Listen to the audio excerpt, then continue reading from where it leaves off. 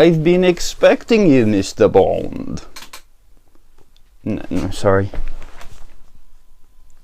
Ah, I've been expecting you, Mr. Ryder. This week we're going to look at Stormbreaker. This is an action thriller spy adventure by the very famous Anthony Horowitz. It is part of a series, a long series. They've turned it into books and films and graphic novels. This is the first time I've read one of the Alex Rider books. So what we're going to do, I'm going to jump into the plot, let you know what it's all about, then we're going to come back and I'll let you know what I thought about Stormbreaker, Mr. Bond.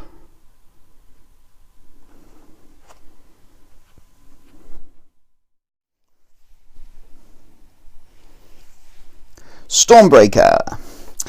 This is a book about Alex Rider, to be perfectly precise. He's a confident, athletic, slightly moody 14-year-old boy. Unfortunately for Alex, he's also an orphan. So at the start of the book, he's living with his uncle, Ian Rider, and their American nanny housekeeper, Jack, who is described as Alex's closest friend. The woes get piled on Alex, even from the beginning of the book, as the police turn up to inform both of them that his uncle has died, unfortunately, in a car crash.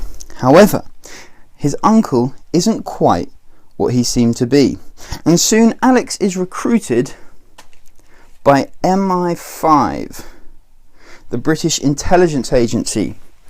You see, they need him to infiltrate the company of a billionaire businessman called Herod Sale, who is about to make a sizable donation of his new ultra-powerful computers, called Stormbreakers, to the country, which you'd think is a really nice thing to do. However, MI6 have got their suspicions about him.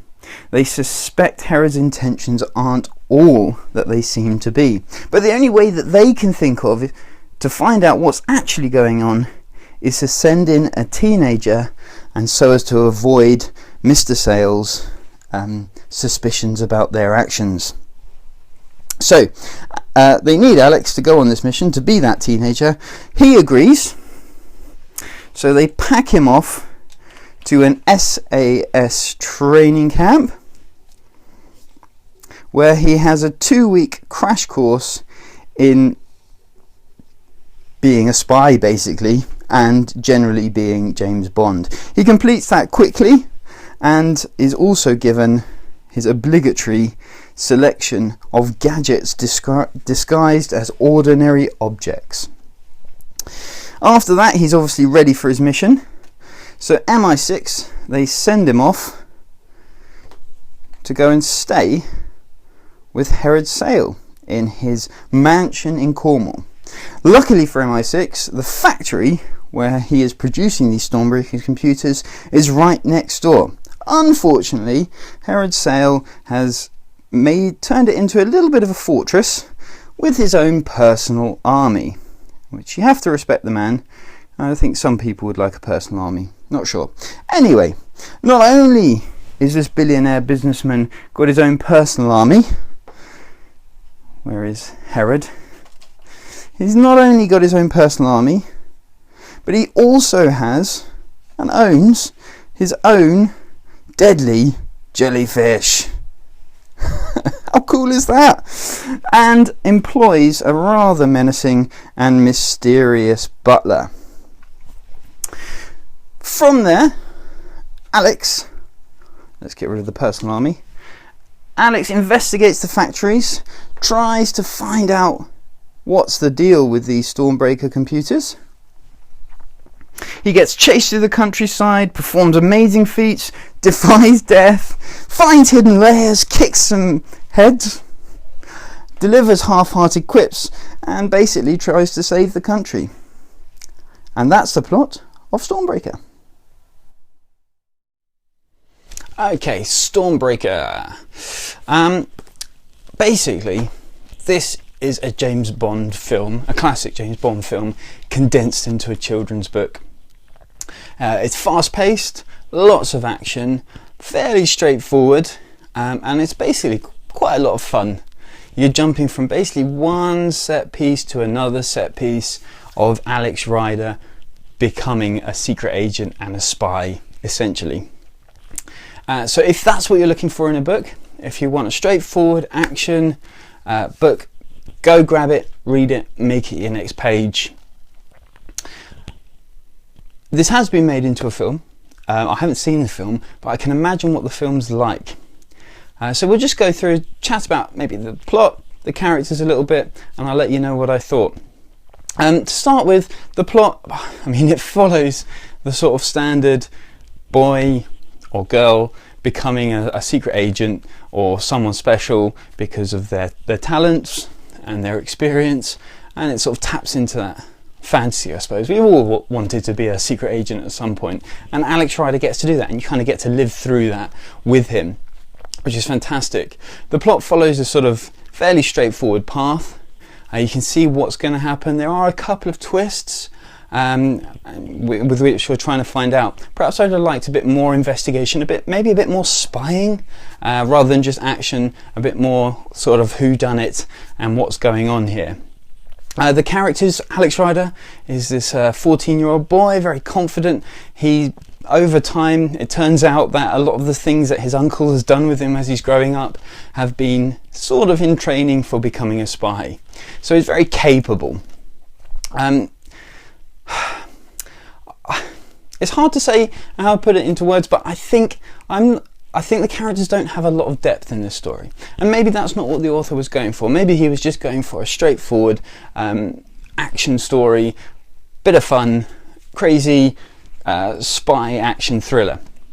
But I felt like the characters were a bit cold, basically. Now I can see that from the MI6 point of view, the British intelligence. Perhaps they're supposed to be a bit cold. You know, they're a bit ruthless in the fact that they're just doing what they can to protect the country. And then you've got Herod Sale, who's basically a James Bond villain. I mean, he's got his own mysterious butler, henchman. He owns a dangerous animal in a ridiculous aquarium in his house, and he's got an underground lair. What more could you ask for in a Bond villain? It's Alex Rider that you want a bit more from, I think. He goes through quite a lot of death-defying things, and he experienced things that you think, well, actually, even if his uncle had given him lots of different opportunities in his life to hone skills like driving cars and being able to recognise different submarines and battleships, a 14-year-old boy might actually react different for the first time, for example, of seeing someone get shot, or jumping from a plane for the first time. Alex takes it in his stride, and he doesn't dwell on it. You don't really see a lot of his conflict. You don't really see any conflict in him. He doesn't seem bothered by any of it. It's almost like the story moves from one set piece to the next, without looking back at maybe a bit of the horror of what's just happened. And perhaps I would have liked to have seen more of how Alex is overcoming the emotional stress of being in this rather unusual situation, rather than just the physical stress of it. Having said that, perhaps this isn't what this book's aiming to go for. Maybe it's just aiming for being a straight down the line action story, telling some great set pieces, action scenes, rather than developing the characters in that way. However, I think if you watch the film, and I haven't seen the film so I'm not sure, I don't think the book would give you a lot more than watching the film. A lot of the time it's the reverse, actually. The book tells you so much more, it gives you so much more background and tells you so much more about what the characters are going through, which a film can't always do. Whereas in this case, I almost feel like I'll have to go and watch the film to see if it's true, but that actually I could have watched the film and got the same kind of experience. Anyway, an interesting book, a good fun read. I'd recommend it if you just want something straightforward that's got a bit of action, and not going to go too deep into the characters. Perhaps they do in the next series, in the next books in the series, I'm not sure. So that is Stormbreaker.